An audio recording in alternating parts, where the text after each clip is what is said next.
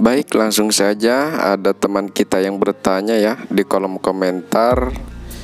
Ketika saya membuat bibit F0 itu selalu gagal. Seperti itu pertanyaannya ya teman. Baik, langsung saja.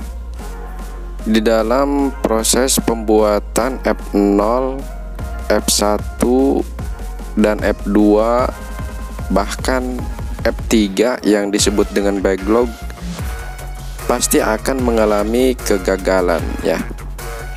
Jadi jangan heran orang yang selalu membuat bibit jamur pun, yang sering membuat bibit jamur pun, terkadang ada saja kegagalan.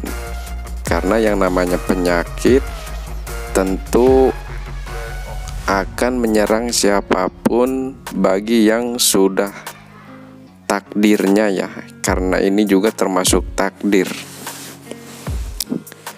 Kuncinya apabila kita membuat bibit jamur tiram, baik itu F0, F1, F2 selalu gagal. Kuncinya yaitu kita harus bersabar dan terus lakukan evaluasi dan jadikan kegagalan adalah bahan yang utama untuk mencapai suatu keberhasilan. Terus pantau dan terus pahami jenis apa dan kontaminasi seperti apa yang membuat bibit jamur tiram yang kita buat ini gagal. Insya Allah akan kita pahami dan akan kita ketahui apabila kegagalan kita jadikan sebagai salah satu faktor yang pertama untuk mencapai keberhasilan. Silahkan kenali dulu jenisnya kontaminasi seperti apa. Kalau seumpama di media F2 nanti akan terlihat apakah ini dari bibit yang kita tanam ataupun dari medianya ya, ataukah dari alat inokulasinya dan lain-lain. Dari F0 juga sama, silahkan kenali dulu gagalnya itu dari mana. Apakah dari mungkin dari eksplannya yang kurang bersih, dari jamurnya yang tidak bagus sehingga banyak bakteri yang ikut dan akan menjadikan lendir di media PDA, ataukah pas proses inokulasi mungkin tempatnya kurang bersih sehingga banyak spora liar yang masuk ke dalam media baik itu PDA ataupun F1 dan F2 sehingga tumbuhlah spora jamur liar.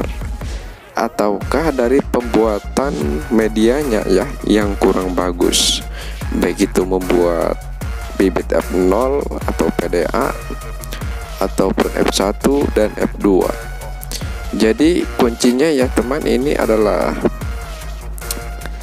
proses awal ya. Kegagalan adalah proses awal untuk mencapai keberhasilan. Itu yang selalu saya jadikan motivasi ya. Kegagalan selalu saya jadikan motivasi, selalu saya awasi dan selalu saya pantau dari mana kontaminasi ini terjadi.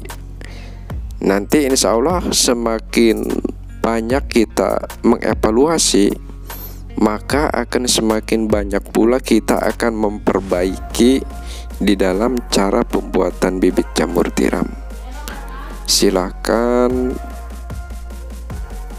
Jadi intinya jangan menyerah ya, baik itu membuat bibit jamur tiram F0, F1 ataupun F2, karena orang yang selalu dan sering membuat bibit jamur pun itu terkadang masih ada saja yang gagal. Karena kegagalan itu tidak hanya menyerang orang-orang yang masih mau belajar ya, karena kegagalan itu tentu akan menyerang bagi siapapun yang sudah dikehendakinya. Seperti itu. Yang namanya bakteri, yang namanya spora jamur liar, dan yang lain-lain yang bisa membuat bibit jamur tiram gagal, tentu akan mengincar siapapun. Kita harus bersabar, intinya harus bersabar dan terus tingkatkan kemauan di dalam mencapai apapun itu bentuknya. Kita harus mempunyai target, saya harus bisa, seperti itu ya.